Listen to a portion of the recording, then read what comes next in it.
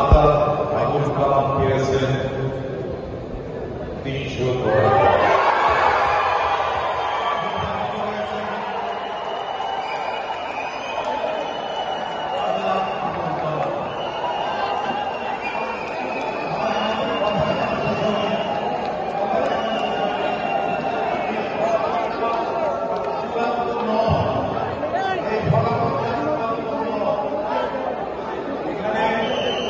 এই ফলাফল বিষয়ে কোনো আপত্তি থাকলে তিনি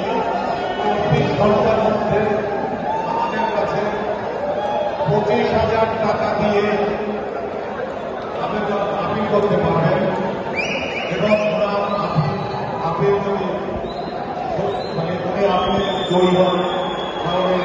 সেই টাকা ফেরত পাবেন এবং 24 ঘন্টার মধ্যে অপেক্ষা হবে